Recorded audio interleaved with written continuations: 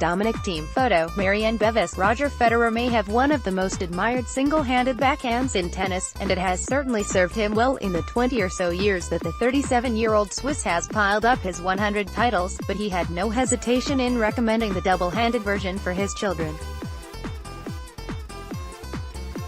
The reason was straightforward: because it's easier. It's that simple. If they want to change later on, I will teach them that. But I can't teach them a double-hander. I can't hit that one. That's somebody else's job. For small bodies, the mechanics of hitting a backhand with a full-size racket certainly make two arms a sensible prospect. But plenty have followed Federer's lead in adopting the one-hander, and not just his contemporaries. In the top 10, Federer is joined by Dominic Thiem and Stefanos Tsitsipas. At number 16 is Marcos Echinato, while Denis Shapovalov, Richard Gasquet and Grigor Dimitrov sit in the 20s, and represent more than a decade age span. And another handful of the breed was already into the third round in Indian Wells, not least the former world number 3 and 3-time major champion Stan Wawrinka, ranked 40 but returning to his old form and fitness, post-double knee surgery, at a rate of knots. He was ranked at 68 before he made his final run in Rotterdam, and his one-handed sledgehammer of a shot produced the goods in his 3-set marathon against number 29 seed Martin Fucsovics, a barnstormer of well over 3 hours. The win, it so happened, earned him a showdown with his fellow Swiss one-hander, Federer.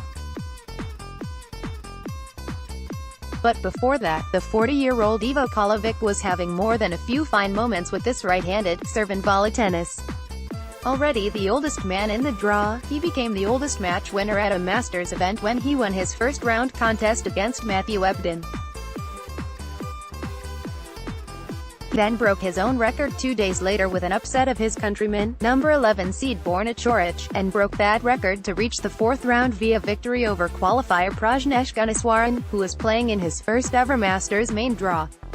Earlier this year in Pune, Karlovic became the oldest ATP finalist since 1977, but then, as he said after his Coric win, "Every week I am the oldest at something." A year ago, the former number 14 in the world almost fell outside the top 100, and considered retirement. It got worse. He dropped to 138 in the autumn, but was back inside 100 by the end of the year after some strong challenger results. Then came Pune, and a 3 tie-break loss to Kevin Anderson in the final, followed by a second-round loss to number 9 seed Kei Nishikori in Australia after almost 4 hours and 5 sets. But one more win in Indian Wells, and he will be up in the 60s, though he will have to beat either fellow one-hander Thiem or number 27 seed Giles Simon, both men who can run the fittest and fastest opposition into the ground.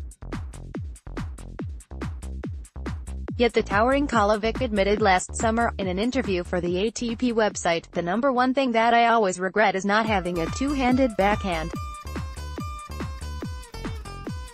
Because I think in today's game it would be a lot easier to return the ball." A man who has no regrets about choosing to play one-handed is Philipp Kohlschreiber, the stylish 35-year-old German who, unseeded, beat the informed Pierre-Hugues Herbert for the loss of just 4 games, and then caused an upset in the second round with a sweeping victory over number 31 seed and Rio champion, Nick Kyrgios.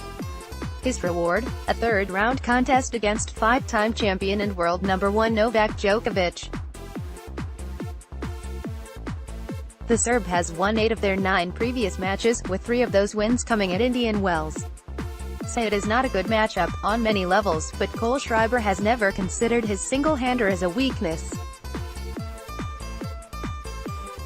He told me ahead of Wimbledon a couple of years back, "I never played with 2 hands, it was the way to play when I was young.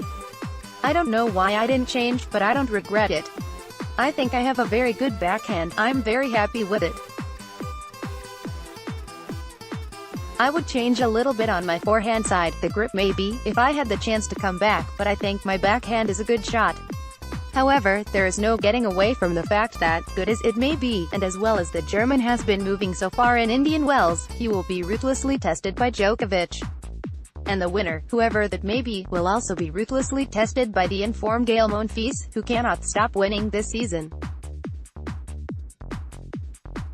The number 18 seed has seldom looked more fit or more focused as he stacked up his 14th win of 2019 over Albert Ramos Vinolas to reach the fourth round in Indian Wells, having won in Rotterdam and made the semis in Dubai.